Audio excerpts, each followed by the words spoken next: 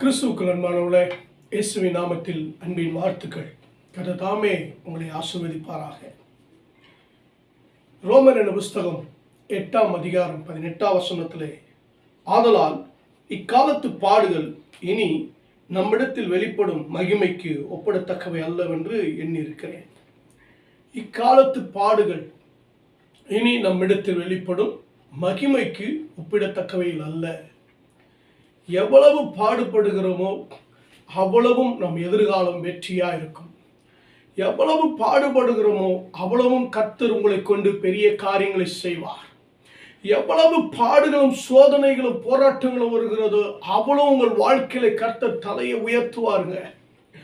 எவ்வளவாய் நாம் பாடுபட்டு தலை குனிந்து வெட்கத்தை, அவமானத்தை, நிந்தையை அனுபவிக்கிறோமோ அவ்வளவாய் கர்த்தர் உங்களை நிமிர்ந்து நடக்க பண்ணுவார். அவ்வளவு உங்கள் வாழ்க்கையில ஆசீர்வாதமாக, நன்மையாக மாறிவிடும். அல்லேலூயா. கர்த்தருடைய தேவனுடைய பிள்ளைகளே, இயேசு கிறிஸ்துவும் பாடுகள் வழியாதான் நம்முடைய பாடுகளை ஏற்றுக்கொண்டு நம்முடைய துக்கங்களை சுமந்து கல்வாரி சிலுவையிலே அவர் வெற்றி சிறந்தார். நம்முடைய வாழ்க்கையில எந்த அளவுக்கு பாடுகள் வருகிறதோ அந்த அளவுக்கு நாம் உயர்ந்து விடலாம். அந்த அளவுக்கு கர்த்தர் நமக்கு நல்ல ஒரு அனுபவத்தை கொடுத்து நம்மை கர்த்தர் ஜெயிக்க வைப்பாருங்க. தாவீதுடைய வாழ்க்கையில பாடுகள் வழியா தாங்க அவர் சிங்காசனத்துக்கு போனாரு. பாடுபட்டதுனால தான் அவர் சிங்காசனத்துல போனாரு. சத்துருக்கள் மத்தியில தான் சிங்காசனத்துக்கு போனாரு. துரோகிகள், விரோதிகள் மத்தியில சிங்காசனத்துல கர்த்தர் உட்கார வைத்தாருங்க. தேவன் தாவீது கொடுத்த கிருபை பெரியதுங்க. ஹல்லேலூயா. யோசேப்புடைய வாழ்க்கையில கூட பாருங்க, அவர் பாடுகள் வழியாதான் கர்த்தர் எகிப்து முழுமைக்கு அதிபதியாக மாற்றினார். அப்போ பாடுகள் நம்முடைய வாழ்க்கையில ஒரு பெரிய வெற்றிக்கு, ஒரு பெரிய உயர்ந்த நிலைக்கு, ஒரு பெரிதான காரியங்களை செய்கிறதற்கு நம்மை வழி நடத்துகிறது. ஹல்லேலூயா. இன்றைக்கு பாடுகள் நாளை பெரிய வெற்றிங்க. இன்றைய பாடுகள் நாளைக்கு கர்த்தர் உங்களை கொண்டு பெரிய காரியங்களை செய்வார். இன்றைக்கு பாடுகள் நாளைக்கு கர்த்தர் உங்களை உயர்த்தி வைப்பாருங்க. ஹல்லேலூயா. யாக்கோபு புஸ்தகம் 5ஆம் அதிகாரம் 17ஆம் வசனம் சொல்லப்படுகிறது, எலியா என்பவன் நம்மை போல பாடுள்ள மனுஷனாய் இருந்தும் மழை பெய்யாதபடிக்கு கருத்தாய் ஜெபம் பண்ணினான். அப்பொழுது 3 வருஷமும் 6 மாத காலமும் மழை பெய்யவில்லை. யாக்கோபு பிரியமான பிள்ளை, எலியாவின் ஜெபம் எத்தனை அற்புதங்களை கொண்டு வந்திருக்கு பாருங்க. கருத்தாய் ஜெபித்தார், மழை பெய்யாதபடி அடைப்பட்டது. மறுபடியும் ஜெபம் பண்ணினார், அப்பொழுது வானம் மழை பொழிந்தது, பூமி தன் பலனை தந்தது.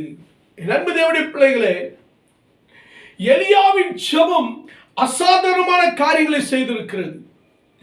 எலியா நம்மை போல பாடுள்ள மனுஷங்க, நம்மை போல கஷ்டத்தை, துன்பத்தை அனுபவிக்கிறவர். ஆனால் பெரிய காரியங்களை செய்தார், பெரிய ஜெயத்தை கொண்டு வந்தார், பெரிய அற்புதங்களை நடத்தினாருங்க. தடைகள் எல்லாம் உடைச்சாரு. கர்த்தரே தேவன் என்று இஸ்ரவேல் ஜனங்கள் அறிந்து கொள்ள முடியாது, ராஜா அறிந்து கொள்ள முடியாது, ஆகாப் ராஜா யெசபேல் அறிந்து கொள்ள முடியாது. கர்த்தர் எலியாவை கொண்டு, ஒரு மனிதனை கொண்டு பெரிய காரியங்களை செய்தாருங்க. ஹல்லேலூயா. கர்த்தர் பெரிய காரியங்களை செய்வார். ஆமென். அன்பு தேவனுடைய பிள்ளைகளே, இன்றைக்கு உங்கள் வாழ்க்கையில பாடுகளை ஜெயிக்க முடியாமல், பாடுகளின் நிமித்தம் நீங்கள் பயந்து கலங்கிக் கொண்டிருக்கலாம். ஆனால் தனி மனிதனாக உங்களை நிற்க வைத்து பாடுகளை ஜெயிக்க வைப்பார். பாடுகளின் மீது அசாதாரணமான காரியங்களை செய்ய வைப்பார். பாடுகளின் மீது ஜெயத்தை கொண்டு வருவார்.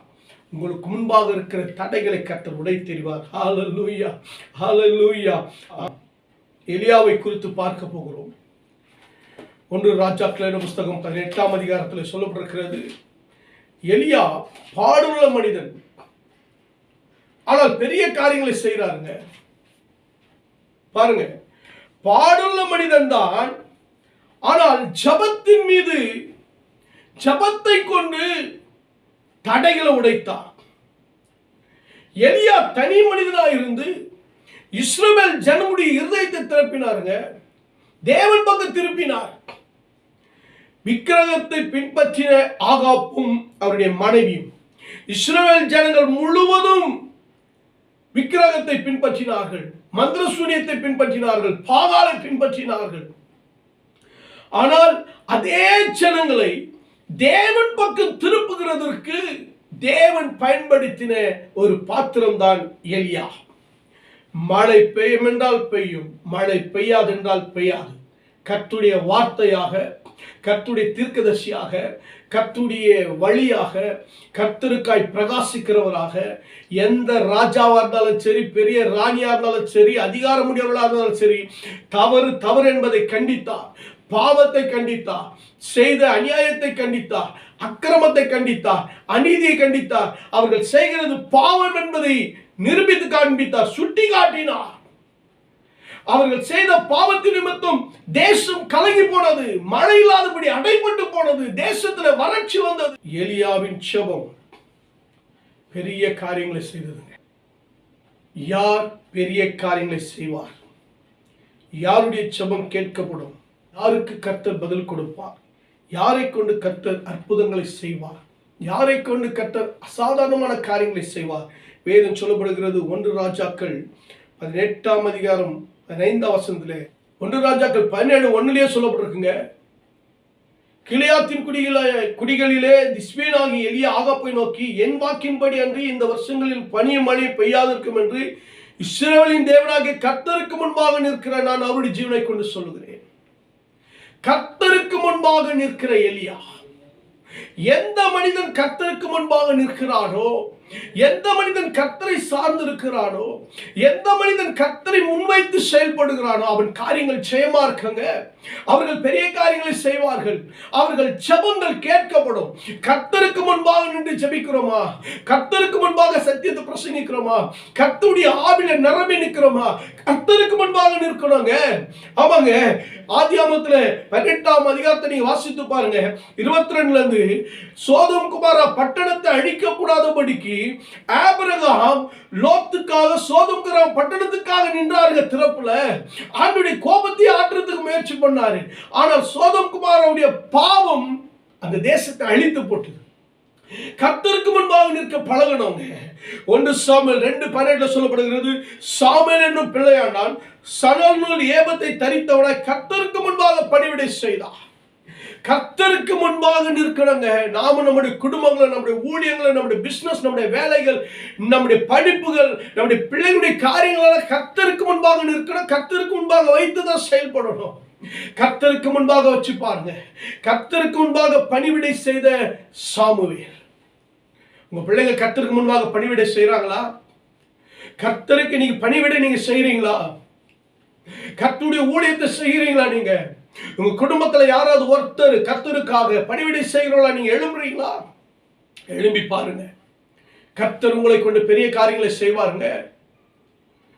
சாமுவேல் ஜெபித்தா மழை வரும், இடி வரும். சாமுவேல் ஜெபித்தா பெரிய காரியங்கள் நடக்குங்க. எபெனேசர் உதவி செய்வார். சாமுவேலை கண்டு தேசமே பயப்பட ஆரம்பித்தது. காரணம், கர்த்தருக்கு முன்பாக பணிவிடை செய்த உண்மை உத்தமமான அபிஷேகம் பண்ணப்பட்ட ஒரு தேவனுடைய மனுஷங்க. சங்கீதம் 16:8 சொல்றார், கர்த்தரை எப்பொழுதும் எனக்கு முன்பாக வைத்திருக்கிறேன், அவர் என் வலது பரியாசத்தில் இருக்கிறபடியா நான் அசைக்கப்படுவதில்லை. கர்த்தரை எப்பொழுதுமே தாவீது அவருக்கு முன்பாக வச்சிருக்கிறாருங்க. கர்த்தரை முன்வைத்து தான் கோலியாத்தை ஜெயிக்கிறார். கர்த்தரை முன்வைத்து தான் ஆடு மேய்க்கிறார். கர்த்தரை முன்வச்சு பாடிக்கிட்டே இருக்காருங்க, துதிச்சுக்கிட்டே இருக்காருங்க. கர்த்தரை முன்வைத்ததுனால தான் அவருக்கு சிங்காசனம் உண்டானது. கர்த்தரை முன்வைத்ததுனால தான் அவர் காரியங்கள் எல்லாம் ஜெயமாய் முடிந்தது. கர்த்தரை முன்வைத்ததுனால தான் கர்த்தர் ராஜ்யத்தை திடப்படுத்தினார், வீட்டை கட்டினாருங்க. அவருக்கு இன்று வரைக்கும் ஒரு விளக்கு எரிந்து கொண்டே இருக்கிறது. யார் கர்த்தரை முன்வைக்கிறார்களோ அவர்கள் பாடுகள் மத்தியிலும் பெரிய வெற்றியை காண்பார்கள். யார் கர்த்தரை முன்வைக்கிறார்களோ அவர்கள் பாடுகள் மத்தியிலும் பெரிய காரியங்களை, பெரிய வெற்றியை, அசாதாரணமான காரியங்களை செய்து முடிப்பார்கள். அடுத்து சொல்ற பாருங்க, 1 ராஜாக்கள் 17:1, கீலேயாத்தின் குடிகளே திஸ்பேனாகி எலியா ஆகாப்பை நோக்கி, என் வாக்கின்படி அன்றி இந்த வருஷங்களிலே பனியும் மழை பெய்யாதிருக்கும் என்று இஸ்ரவேலின் தேவனாகிய கர்த்தருக்கு முன்பாக நிற்கிற நான் அவருடைய ஜீவனை கொண்டு சொல்கிறேன். எந்த வார்த்தை சொன்னாலும் கர்த்தருடைய ஜீவனை கொண்டு சொல்லணும்.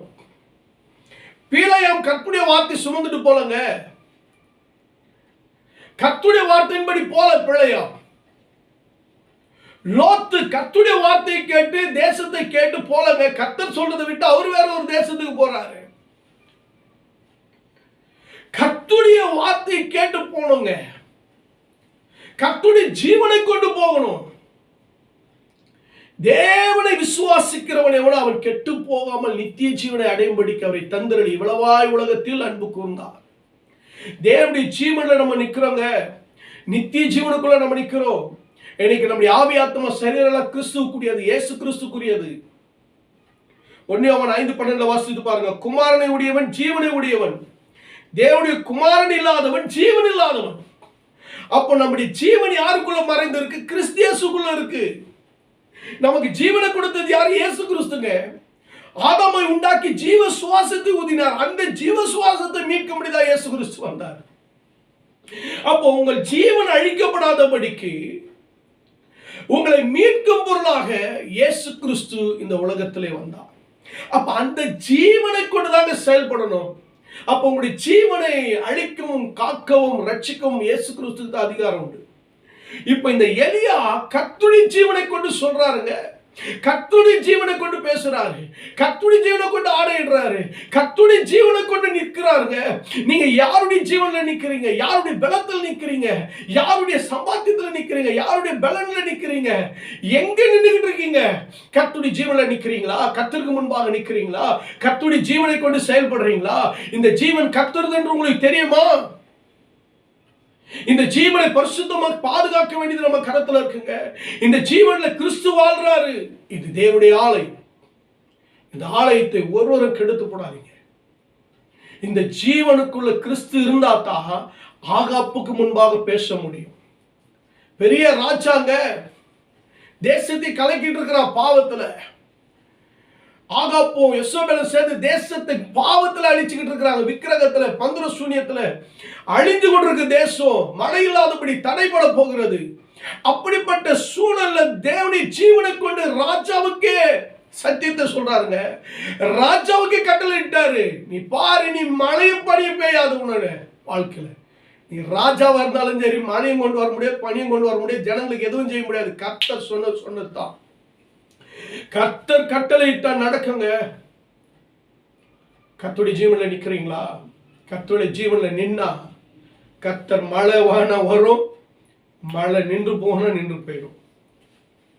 மழையை கொடுக்கவும் மழையை நிறுத்தி போடவும் கர்த்தருடைய அதிகாரத்தில் இருக்கு. அவர் ஜீவனுள்ள தேவனுங்க தெரியுமா? அவர் சொன்னார், சொன்னபடி அவர் உயிர் தெழுந்தாராம். அவர் சொன்னாரு, அப்படியே உயிரோடு எழும்பினார். அவர் சொல்லுகிறதை செய்கிறவர். லாசருவை போய் எழுப்பலான்னாரு, ஜீவனோட எழுப்பிட்டாருங்க. உங்களை என்னை எழுப்புன்னு சொல்லி இருக்கிறாரு. பரிசுத்தவான்கள் கிறிஸ்துவுக்குள்ளே மரிக்கிறவர்களை எழுப்புன்னு சொல்லி இருக்காரு. கர்த்தர் நம்ம எழுப்பி இருக்கிறாருங்க. பாவத்திலிருந்து எழுப்பி இருக்கிறாரு ஜீவனை கொடுத்து. பாவத்துல மரித்திருந்த நமக்கு பரிசுத்த ஜீவன் கொடுத்திருக்கிறாருங்க. இருள் இருந்த நமக்கு இப்போ ஒளியின் ஜீவனை கொடுத்திருக்கிறாரு. வார்த்தையில செத்து போயிருந்த இன்னைக்கு ஜீவனுள்ள வார்த்தை நமக்குள்ள இருக்குங்க. ஜீவனை கொடுக்கிற வார்த்தை நமக்குள்ள இருக்கு, கிறிஸ்துவின் வார்த்தை. வார்த்தையை பிடிச்சு கொள்ளுங்க. ஜீவனுள்ள கர்த்தருடைய வார்த்தை, ஜீவனுள்ள தேவனை பிடிச்சு கொள்ளுங்க. ஜீவனுள்ள தேவன் யோசுவாவுக்கு முன்பாக இஸ்ரவேல் ஜனங்களுக்கு முன்பாக சென்றதுனாலதான் பெரிய அற்புதம் நடந்ததுங்க. யோர்தான் 2ஆக பிளந்து எரிகோ இடிந்து விழுந்தோர் ராஜாக்கள் அழிக்கப்பட்டார்கள். ஜீவனுள்ள தேவனர்களுக்கு முன்பாக போனதுனால தான் தேசத்தையே அவர்களுடைய ஆளுகைக்குள்ள கர்த்தர் கொண்டு வந்தார், சுதந்திரித்துக் கொண்டார்கள். கர்த்தருடைய ஜீவன்ல நில்லுங்க. 1 ராஜாக்கள் 17. அப்போது எலியா சகல ஜனங்களை நோக்கி என்கிட்டே வாருங்கள் என்றான். சகல ஜனங்கள் அவன் கிட்ட வந்தபோது தகர்க்கப்பட்ட கர்த்தருடைய பலிபீடத்தை அவன் செப்பனிட்டு, தகர்க்கப்பட்ட பலிபீடத்தை அவன் செப்பனிட்டு உனக்கு இஸ்ரவேல் என்று பெயரிடுவதாக என்று சொல்லி கர்த்தருடைய வார்த்தையை பெற்ற யாக்கோப்புடைய குமாரர்கள் உண்டான கோத்திரத்தினுடைய இலக்கத்தின்படி 12 கற்களை எடுத்து அந்த கற்களை கர்த்தருடைய நாமத்துக்கென்று ஒரு பலிபீடத்தை கட்டி பலிபீடத்தை சுற்றிலும் தானியம் அளக்கிற 2 படி விதை விதைக்கத்தக்க இடமான ஒரு வாய்க்காலை உண்டாக்கி விறகுகளை அடக்கி ஒரு காளையை சந்து சந்தாக துண்டித்து தண்ணீரை கொண்டு வந்து முதல் 4 குடம் ஊத்த சொல்றாரு, 2வது 4 குடம் ஊத்த சொல்றாரு, 3வது 4 குடம் ஊத்த சொல்றாரு. தண்ணி ஓடிட்டே இருக்குங்க. புதிய பலிபீடத்தை கட்டின எலியா தகர்க்கப்பட்ட கர்த்தருடைய பலிபீடத்தை மறுபடியும் செப்பனிட்டார். இடிக்கப்பட்ட தேவனுடைய பலிபீடத்தை மறுபடியும் கட்டின எலியா எதை செய்தாலும் நாம் ஒழுங்கும் கிரமமாய் செய்ய வேண்டும். எதை செய்தாலும் சரியாய் செய்ய வேண்டும். தேவனை ஆராதிக்கும் பொழுது சரியான நிலையில, உண்மையான நிலையில, தேவனை முழு மனதோடு கர்த்தரை ஆராதிக்க வேண்டும். தேவனை ஆராதிக்கிறது சாதாரணமான காரியம் கிடையாதுங்க. நாம் ஆராதிக்கும் பொழுது நம்மளை முழுவதும் ஒப்பு கொடுத்து நாம் ஆராதிக்க வேண்டும். தேவனுடைய சமூகத்தில் நாம் பலி செலுத்தும் பொழுது, தேவனை ஆராதிக்கும் பொழுது முழு பலத்தோடும் முழு சிந்தையோடு நாம் ஆராதிக்க வேண்டும். நாங்கள் ஆராதிக்கிற தேவனை எங்களை தப்புவிக்க வல்லவர். அப்ப பாருங்க, அவங்க ஆராதிச்சதுனால தான் ஆண்டவர் அக்கினிக்கு தப்புவிச்சாங்க. ஆராதிக்கும் பொழுது தேவ வல்லமை இறங்கி வராங்க. இப்ப அடுத்து பாருங்க என் அன்புடைய பிள்ளைகளே, அந்தி பலி செலுத்தும் நேரத்தில் தீர்க்கதரிசியாகிய எலியா வந்து ஆபிரகாமுக்கு, ஈசாக்கு, யாக்கோபுக்கு தேவனாய் கர்த்தாவே, இஸ்ரவேலில் நீர் தேவன் என்றும் நான் உம்முடைய ஊழியக்காரன் என்றும் நான் இந்த காரியங்கள் எல்லாம் உம்முடைய வார்த்தையின்படி செய்தேன் என்று இன்றைக்கு விளங்க பண்ணும். கர்த்தாவே, நீ தேவனாகிய கர்த்தர் என்று தேவரீர் தங்கள் இருதயங்களை மறுபடியும் திருப்பினீர் என்றும் இந்த ஜனங்கள் அறியும்படிக்கு என்னை கேட்டருளும் என்று சொன்னார். இப்படி அவர் ஜெபிக்கும் பொழுதே பெரிய காரியம் நடந்ததுங்க. இங்க எலியாவின் ஜெபம் பாருங்க, ஒரு 2 வசனத்தில் அடங்கிறதுங்க அவருடைய ஜெபம். அந்தி பலி செலுத்த நேரத்தில் தீர்க்கதரிசியாக எலியா ஆபிரகாமுக்கு, ஈசாக்குக்கு, யாக்கோபுக்கு தேவனாய் கர்த்தாவே, நான் உம்முடைய ஊழியக்காரன், உம்முடைய வார்த்தையின்படி செய்தேன். இதெல்லாம் உம்முடைய வார்த்தையின்படி செய்தேன். நான் உம்முடைய ஊழியக்காரன்ப்பா. இந்த ஜனங்களை மறுபடியும் திருப்பிடுங்க. அதற்காகத்தான் இங்க நம்ம கர்மேல் பர்வதத்தில் நின்றுட்டு இருக்கிறோம். இந்த ஜனங்கள் எல்லாம் அறிந்து கொள்ள வேண்டும் என்று சொன்னார். பாருங்க, கர்த்தருடைய அக்கினி பரலோகத்திலிருந்து இறங்கி வந்ததுங்க. காலை தொடங்கி மதிய வரைக்கும் கூப்பிட்டவர்களுக்கு பதில் வரலங்க. ஆனால் புதிய பலிபீடத்தை கட்டி தேவனுடைய சமூகத்தில் நின்று ஜெபித்த எலியாவுக்கு அக்கினியாலே பதில் வந்ததுங்க. அக்கினியால் உத்தரவிட்டார். அக்கினி இறங்கி அந்த பலிபீடத்தை நக்கி போட்டதுங்க. அப்பவே ஜனங்கள் எல்லாரும் விழுந்து கர்த்தரே தேவன், கர்த்தரே தேவன் என்று சொல்லி தேவனை ஆராதித்தார்கள். பாருங்க, ஜனங்கள் எல்லாரும் இதை கண்ட பொழுது முகம் குப்புற வேண்டியது, கர்த்தரே தெய்வம், கர்த்தரே தெய்வம் என்றார்கள். திருப்பிட்டாருங்க. அக்கினி இறங்கினது. ஹல்லேலூயா. என் ஆண்டவர் சொல்லுகிறார், அக்கினியை போட வந்தேன், அது இப்பொழுதே பற்றி எறியும்படி விரும்புகிறேன். அந்த அக்கினி இறங்கின பொழுது பற்றி எரிந்தது பாருங்க. முழு தேசமும் கர்த்தர் பக்கம் திரும்பினது. மனம் திரும்பினார்கள், தங்கள் வாழ்க்கை திருப்பி கொண்டார்கள், தன் வாழ்க்கையை அர்ப்பணித்தார்கள், விழுந்து வணங்கினாருங்க சாஸ்தாங்கமா. கர்த்தரை திருப்புகிறதற்கு உங்கள் ஜெபம் தேவைப்படுகிறது. கர்த்தருடைய இருதயத்தை திருப்புகிறதற்கு உங்கள் ஜெபம் தேவைப்படுகிறது. மனிதனுடைய இருதயங்களை திருப்புகிறதற்கு உங்கள் ஜெபம் தேவைப்படுகிறது. ஆண்டவர் தன் இருதயத்தை திருப்பினார் நமக்கு ரட்சிப்பு உண்டாகும், மன திரும்பல் உண்டாகும், சமாதானம் உண்டாகும், விடுதலை உண்டாகுங்க. ஆண்டவர் திரும்பி பார்க்கல, நம்ம லைஃப் முடிஞ்சிடும். கர்த்தருடைய இருதயம் நம்மளை திரும்பி பார்க்கணுங்க. அப்படி இருதயம் என்னால நம்மோடு கூட இருக்கணுங்க. கர்த்தர் பாருங்க இரக்கம் பாராட்டினார் இஸ்ரவேலுக்கு.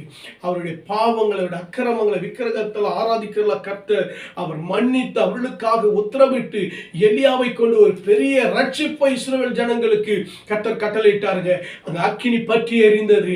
அங்கே எலியா பிரகாசிக்க ஆரம்பித்தார். என் தேவன் பிரகாசிக்க ஆரம்பித்தார். தேவனுடைய வல்லமை வெளிப்பட ஆரம்பித்தது. தேவனுடைய மகிமை வெளிப்பட ஆரம்பித்தது. கர்த்தர் தேவன் என்பதை ஜனங்கள் உணர ஆரம்பித்தார்கள். கர்த்தரே தெய்வம் என்பதை ஜனங்கள் எல்லாரும் அறிந்து கொண்டு அவரை விழுந்து வணங்கினார்கள். அப்படிப்பட்ட தேவனுடைய வல்லமை அற்புதம் நடந்ததுங்க. ஹல்லேலூயா. மேல் வீட்டறையில காத்திருந்தவர்கள் மீது அக்கினி இறங்கினதுங்க. அந்த அக்கினி இறங்கின பிறகு, பரிசுத்தாவினை இறங்கின பிறகு அவர்கள் எழும்பி பிரகாசித்தார்கள். உங்கள் ஜெபம் அக்கினியை கொண்டு வரணும். உங்களுடைய விண்ணப்பமானது, கண்ணீரானது அக்கினியை கொண்டு வரணுங்க. உங்க வாழ்க்கையை மாற்றணும், மற்றவருடைய வாழ்க்கையை மாற்றணும். எல்லாருடைய வாழ்க்கை திருப்பத்தக்கதா உங்களுடைய ஜெபம் இருக்கணுங்க. உங்களுடைய ஜெபம் சாதாரணமா இருக்கக்கூடாது. சிறிய ஜெபமா இருந்தாலும் பெரிய காரியங்களை செய்யணும். பெரிய ஜெபமா இருந்தாலும் ஜெயமான காரியங்களை செய்யணும். அசாதாரணமான காரியங்களை செய்யறது தாங்க உங்களுடைய ஜெபம். 3 வேளை ஜெபித்த தானியேலின் காரியம் ஜெயமா இருந்ததுங்க. இயேசு கிறிஸ்து காலையெல்லாம் ஊழியம் செய்வார், இரவெல்லாம் ஜெபிச்சுக்கிட்டு இருப்பார். அதனால தான் சிலுவை ஜெயிச்சாருங்க அவரு. ஜெபிங்க, ஜெபிக்க ஜெபிக்க ஜெபிக்க ஜெயம் பெறுவீங்க. ஜெபிக்க ஜெபிக்க பெரிய காரியங்களை செய்வீங்க. ஜெபிக்க ஜெபிக்க அக்கினியை பரலோகத்திலிருந்து கொண்டு வருவீங்க. ஜெபிக்க ஜெபிக்க ஆத்துமாக்களை அறுவடை செய்வீங்க. ஜெபிக்க ஜெபிக்க உங்க வீடுகளை கட்டுவீங்க. ஜெபிக்க ஜெபிக்க உங்களுடைய ஊழியத்தை கட்டுவீங்க. ஜெபிக்க ஜெபிக்க உங்களுடைய பிசினஸ் ஆசீர்வாதமா மாற்றிக்கொள்வீங்க. ஜெபிக்க ஜெபிக்க உங்களுடைய வேலையில உயர்வு வருங்க. நீங்க ஜெபிக்க ஜெபிக்க உங்களுடைய பிள்ளைகளுடைய வாழ்க்கையில இருக்கிற தடைகளை கர்த்தர் உடைத்து, நீங்க ஜெபிக்க ஜெபிக்க கர்த்தர் உங்கள் பிள்ளைகளுடைய படிப்புல, வாழ்க்கையில, குழந்தை பாக்கியத்துல கர்த்தர் ஒரு அற்புதத்தை செய்வாருங்க. ஜெபிக்கிறத விட்டுறாதீங்க. நீங்க எவ்வளவு ஜெபிக்கிறீங்களோ அவ்வளவு உங்களுடைய வாழ்க்கையில ஒரு பெரிய மேன்மையை, ஜெயத்தை உங்களால பார்க்க முடியும். ஹல்லேலூயா, ஹல்லேலூயா. சிறிய ஜெபம் பெரிய காரியத்தை செய்து முடித்தது. எலியாவின் ஜெபம் அற்புதத்தை நடத்தினது. எலியாவின் ஜெபம் அக்கினியை கொண்டு வந்தது. எலியாவின் ஜெபம் பெரிய மாற்றத்தை தேசத்தில் கொடுத்தது. எலியாவின் ஜெபம் விக்கிரக ஆராதனை செய்கிற ஜனங்கள் மத்தியிலே கர்த்தரே தெய்வம் என்பதை நிரூபித்து காண்பித்தது. ஹல்லேலூயா, ஹல்லேலூயா, ஹல்லேலூயா. எலியாவின் ஜெபம் தன் ஊழியக்காரன் தேவன் அனுப்பினார் என்பதை நிரூபித்து காண்பித்ததுங்க. உன் ஸ்தானத்துல நீ நில்லு. ஒருபொழுதும் உன் ஸ்தானத்தை விட்டு கொடுக்காது.